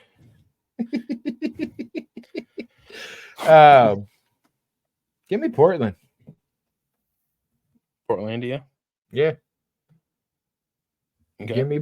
Give me Portland because I mean everything's going to start clicking. You know the new forward from Club America, and you know just needed time to start clicking with everybody. I just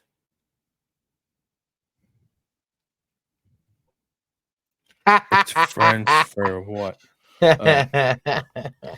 He is a I'm teacher, just by the saying. way, though, Ty. He is I a know that. teacher. I'm gonna go KC. I'm gonna go 2-1 KC. I'm going on 2-1 this. Portland. 2-1 Portland. All right, the match everybody's been waiting for. Columbus, DC United, 7:30 kickoff from lower.com field. You want to go first? I don't think people are gonna like me.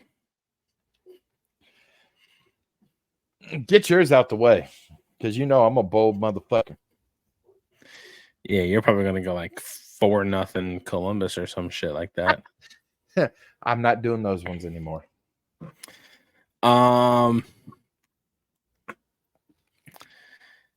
Do I do if Cucho starts or not? All around. How about, or should I say if Cucho makes an appearance in the game? If not, I can accept both. Either answer. okay. So if Cucho appears in the game, I'm going to say 3-1 Columbus. Okay. If he does not appear in the game, I'm going to go 2-1 DC United.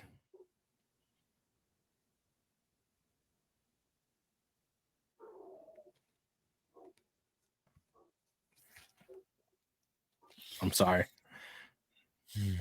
I think Christian Benteke is just that guy. Right? Let's think of it this way too. And I said this on the RFK Refugees pod also. In my opinion, the weakness is middle center back. Not saying Yevon is weak. Basically saying that Yevon hasn't got that much MLS minutes yet to kind of solidify him as a stout center back like Camacho. So if Camacho starts, does that change for the 2-1? If Camacho starts, it's 2-0 Columbus. But if It's 2-0 Cucho plays, then it's 3-1. If Cucho makes an appearance, If Cucho it's makes 3-1. an appearance, It's 3-1 Columbus. Whether he's on the bench or starting, I think just having his presence is enough to give a boost for the club, for the team. Right? It's 3-1 Columbus. If Cucho does not feature in this game and Camacho does not start, I think it's 2-1 DC United. Benteke with a brace.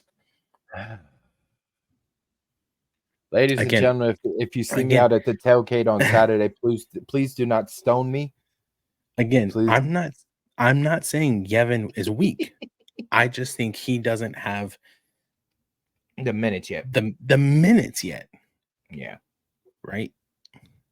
Because he's come off the bench twice last year? I think it was like 4 times. 3-4 times for what? 10 minutes total across all three? I think no more than that, because I think there was one where he did like 15 minutes. Okay. He started how many games? He started 2, 1 Houston, second leg, CONCACAF, He also Nashville. started, I think, the first. Yeah. Nashville. He started Tigres. He came in for Charlotte. He came in for Charlotte. So he's fluctuating, right? From start to sub. I think if we can get a steady seeing of Sheba, then we're fine. But he's still learning. He's not this. He's this. Yeah. He's that. Okay. But I don't think that he's good. But the challenge of marking Christian Benteke as a task within itself. Correct. I'm not shitting on the man. You're taking everything I say out of context. I said he's not weak. Yeah, I literally said he's not weak. I just think MLS is a demanding league.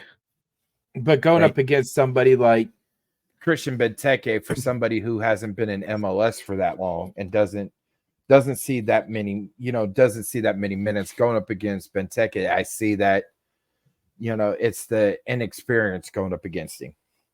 Right. And Benteke has European experience. Crystal Palace.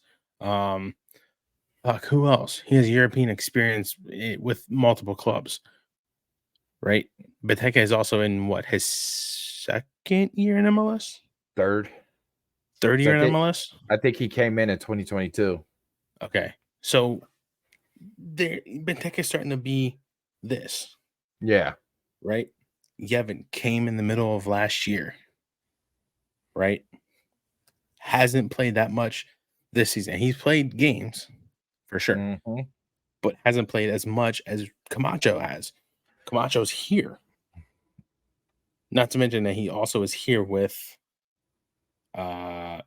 playing for Nancy before. Yevon here, he's getting there though.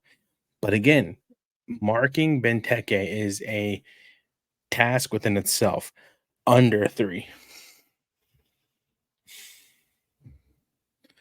Benteke is Aston Villa. Okay, yeah. Crystal Palace, Aston Villa.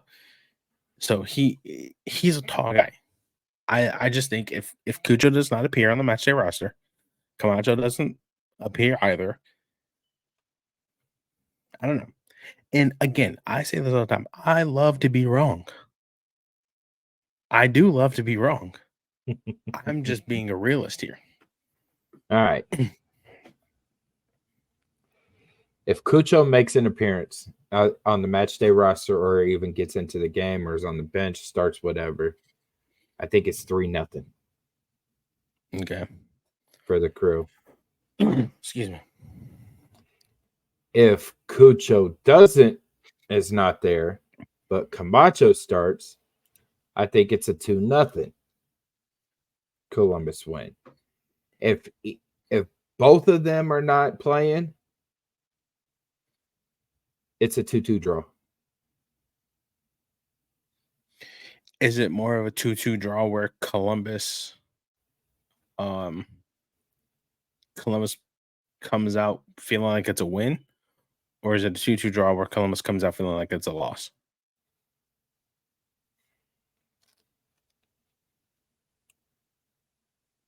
I think it comes out feeling like a win because I think they would fall behind 2-1. Okay. You know, and somehow get the tying goal. I mean, could prove me wrong, but you know what I'm saying? Could prove me wrong, but I think it's a 2-2 draw if Cucho and Camacho don't play or are not on the bench or starting 11, right?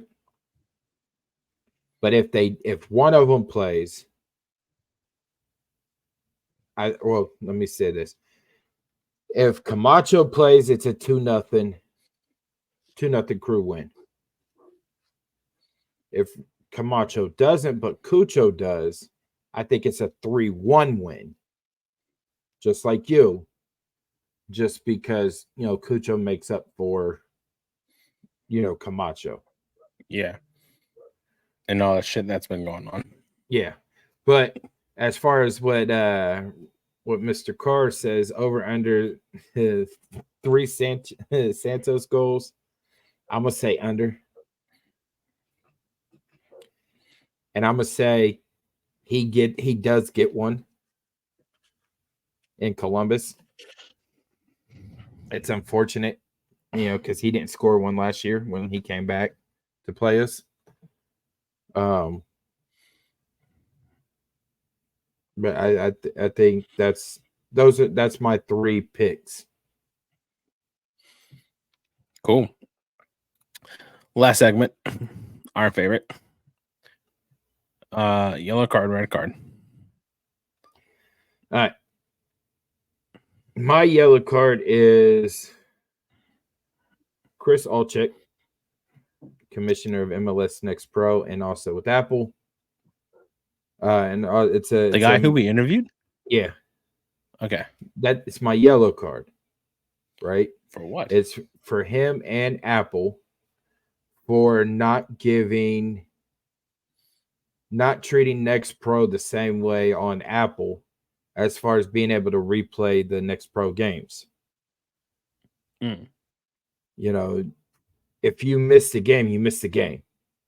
You have to wait for the team to post out highlights of, far away, camera views, but give Next Pro the same thing of being able to replay some of those games, right? Give fans a chance to go back and watch. Who wouldn't want to go back and watch a Next Pro playoff match, right? Who want to go back and watch the 2022 Next Pro, championship game, right? Or the 2023 Next Pro championship game, or the 2022 playoff game against Toronto FC 2 that went to extra time. You know what I'm saying? So give fans that opportunity to see that. Well, you're just different, Connor. A lot of fans want to see Next Next Pro, replays.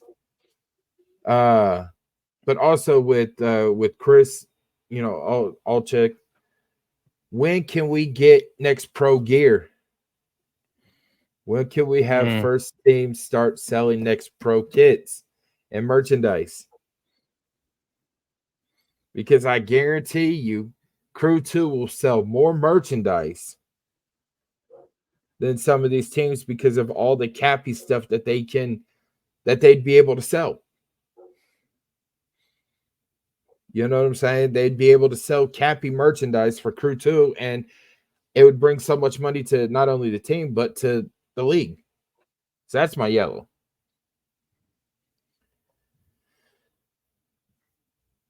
My red card, I'm going to leave this one for you because I think you might make it your red card. My red card is this damn weather, man. Is it what you texted me? No, what I said that I know what your red card was going to be. Mm-hmm. Is it what you texted me? Not about spinning out. No. Twitter. Yeah. Okay, yeah, that's definitely my red card. Yep. But it's just Ohio weather, man. We get told that it's gonna be stupid severe weather. Don't know. Also, motherfuckers blew this out of proportion. We didn't get shit downtown. Yeah, and it's just like, come on now. We didn't start getting some of the severe weather till Wednesday and today.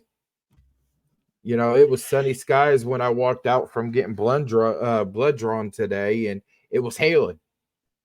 Like, are you serious? Like, I'm looking at blue skies, and it's hail's just hitting me as I'm walking from the building to my car. I ain't running. I can't run right now, but damn it. Like, where was this on Tuesday? Why couldn't it push the game back to Wednesday? Shit. Yeah.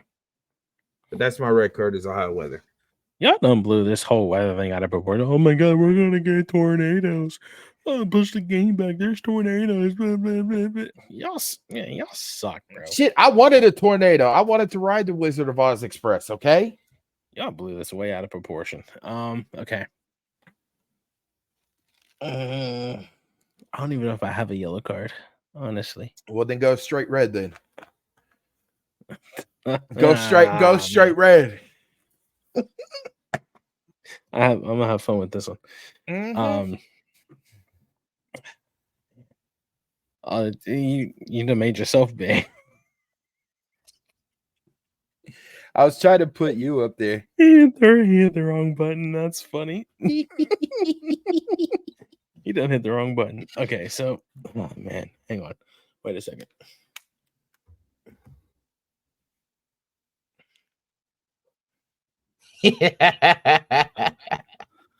Okay. Take me off screen. Okay. I have been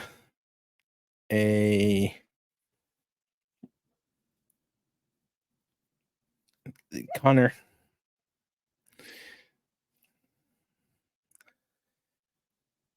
I've been involved with the Columbus Crew as in general for about 14 years. I have been part of the beat, the journalism beat, for about 10 years. Going on 11. Actually, no. Yeah, 10 years. This is my 10-year anniversary covering the team. I have never, and my red card is not to all of you guys. Okay, let's get that out the way first of all. It's not to all of you guys. My red card is to the toxic individuals of the Columbus Crew fan base.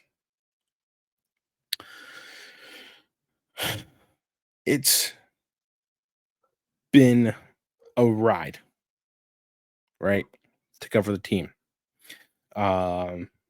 being able to interview coaches, players, front office members. It's been quite some time. It's been a ride. It's been great. I have never, in my 10 years of doing this, have encountered such toxicity from a fan base than I have the last, what is this, a week and a half now?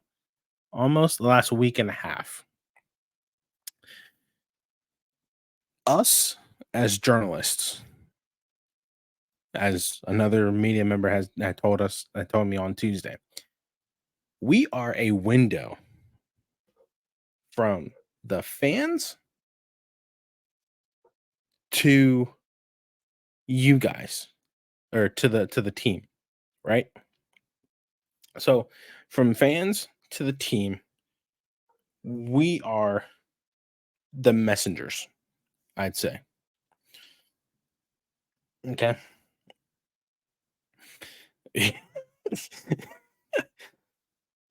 Okay. So for fans to call us entitled is absolutely asinine. We ask the questions. Okay.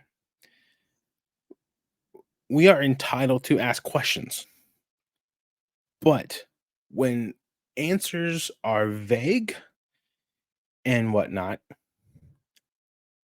that doesn't mean that we haven't done our job. Okay. Things like the Cujo incident. Okay. To go from Nashville on Saturday to, was it Monday before Monday, when the first media availability was for Tigres? Things change within 24 hours. Okay. Things change. Everything changes. That's why the world fucking spins. Things are changing right now. Okay. We want an update. So we ask for an update. From Monday afternoon to Tuesday morning, things change. We want an update. We haven't seen them all goddamn day. So we're asking for an update. From Tuesday night to Thursday morning, things change. So we ask for an update. We're not pressing the situation. We just want an update. Because us journalists are either A, getting flooded with questions. Hey, what's the update on this player? What's the update on this player? What's the update on this player? Again, we are a window from coach, front office, players to you guys as fans. You guys are asking questions you wish you could ask. So we're doing it for you because that's our job. Don't sit there and say that we are entitled to whatever. Part of our job is to ask questions. So yes, we are entitled to ask questions. However, when we ask for updates, generally, it's because things change. So don't come at us and say, oh, I hope our local journalists do detective work, or I wish our journalists would not be so hush hush. We're not being hush hush. They're being hush hush on things. As Nazi said today, he likes to deal with things internally. And if you haven't listened to what Nazi had to say today, go listen to it. I still have to listen to it. So my red card is to the self-entitled fans of the team that constantly shit on us journalists or beat writers for doing our job as journalists. Ask Caitlin Clark how many times she's been asked one question about being the face of women's basketball. Ask, who else? Who's another star athlete? Ask Messi how it is being the face of world football. Ask Ronaldo how many times he's been asked how he's the face of world football. I bet they get asked that question the same amount of times that we ask about updates or status updates on players. So shitting on us as journalists for doing our job makes not all, some fans look like assholes and not appreciate the many hours we take out of our day. I have a job. I have a day job. Gerald has a day job. Other people on the beat have day jobs. Hours out of our day, countless hours going through phones. That's my girlfriend, by the way. I don't know if you guys can see her. That's my girlfriend. Listening to recordings, watching video, scrolling through our laptops of notes and everything like that. It makes it seem like you guys don't appreciate all the hard work that we do to provide content for you guys. So, with that being said, in an incident like this ever happens again,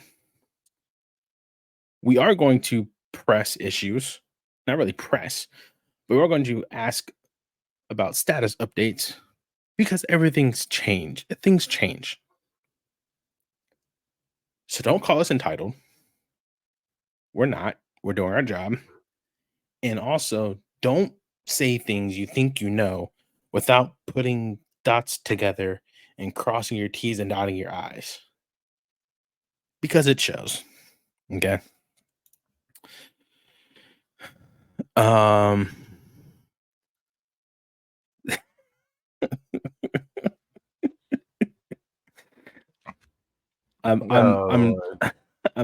sure he probably saw.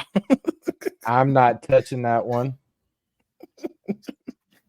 But yeah, that is my red card. And again, that's not I love you guys. You guys are awesome. You guys are great fans. It's just it's one rotten apple spoils a whole bunch. It's that kind of thing. That's it. It's tough love. So that's my red card. I don't have a yellow card. Oh, come on now. You know you got out of bed to come hang with your favorite pals. Come on now. Don't act like that. Morning rain falls up my window. Oh, and I Lord. can't see at all. Now he's going to start singing Ditto. More like Stan. Well, Ditto was singing the chorus, okay? Thank you. I know. Joe, my friend, I think that's it for the show. Once again, 121 views. Second time with a live episode. Do you guys like these live episodes? Do we need to do these more often? I did get, people were telling me that they do love the live episodes. The live episodes? Yeah. That's fine. Actually, we can start doing live episodes. I think because there's some stuff happening behind the scenes of Yamo. So. Yep. So live episodes it is. Yeah. PSA. I will not be in town next week, or I'll be in town next week, but the following week, I will not be in town. So we have to figure out if we want to do a show or not, or if you want to do the show and you can bring a special guest on and you guys just chop it up. That's the Real Salt Lake match. It's the week after Salt Lake. It'll be the week of the Portland match. No, fuck my life. Because Salt Lake's next week. I could try to get the Portland one. So and I could come in for Portland. I mean, we do have a connect in Portland. Yeah, but he's not on the beat anymore. That's true. Yeah, that's right. I'm sure I can find somebody, or you can find somebody. Yeah, or, I could try. Or if a crew fan just wants to come on and fill in for my spot for a day. Doesn't matter. You have access. You can do all the banners and ish like that. yeah. So I mean, I will be here on. Well, when do we want to do next week's episode? I think that's the best question. Wednesday. Or I mean, As we of could now, do. as of we could now, I'm do a it- tentative yes. See, so well, you leave on the 12th, I leave on Friday, so so 13th. technically speaking, no, that's the 12th. Okay. Friday's the 12th. Technically speaking, Thursday's out of the picture for me because I have to pack and everything Yeah, like so- that. So 'Cause I leave Wednesday. I leave at 11 o'clock in the morning. Wednesday will be a tentative yes for me. I do have a gig with the city of Whitehall Wednesday night, but like 5:30, so I got to be there by like 4. So as of now, it's a tentative yes on Wednesday for me. 8 o'clock Wednesday. Should be good. All right. And then yeah, we'll figure out The Portland. Portland match because I'm that whole week. Or if you want me to do it from my hotel, I can. It don't matter. We'll cross that bridge when we get to it. I guess. You could do it from the strip or on the balcony, you know. Just don't mind the casino, the slot machines in the background, you know. Or the alcohol that I'm gonna be consuming. Hey, we're doing live episodes now, so we need to have our beverages. Fuck it, we ball. You know. Fuck it, we ball. We ride at dawn. We ride at dawn. Jared, my friend, this has been fun. 120. I saw 128. Yeah. Viewers. I obviously beats out last week's. Thank y'all so much for riding with us, hanging with us. Even if you haven't been talking with us, if you're just listening, appreciate it every one bit. Be sure to hit the support link in the Spotify bio or the Apple bio when the episode comes out to donate to the show. Every penny gets put back into the show to provide more coverage, whether that's getting gas when we go on road trips, hotel, food, equipment, etc. We want to make sure that we are providing the best crew content for you guys, and continuing to have your support is always key. If you don't feel like donating, even just sharing the episode or telling your friends, family, nieces, nephews, uncles, and brothers from another mother about the show, that is always appreciative. We do have a merch store. Check the pinned tweet in our bio.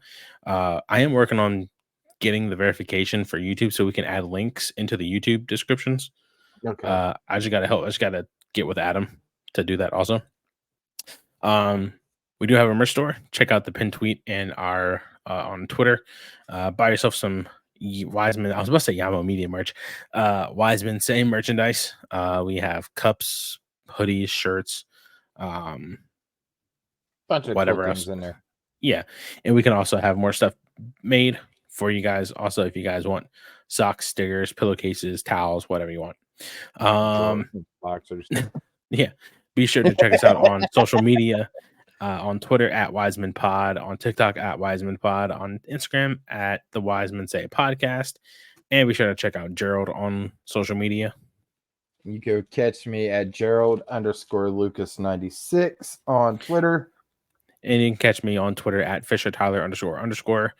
And give us a follow. Feel free to reach out to us if you have any topics that you want us to talk about or any questions, comments, or concerns. Gerald, my friend, this has been a good time. As tradition goes, Wiseman say. As tradition goes, Wiseman say. Only fools rush in. Be safe, stay cool, stay hydrated, stay safe, stay massive. Go crew. Stay wise, y'all. I don't even know. We need to have like an outro or some shit like that. Like whatever. Oh, here it is. Bye.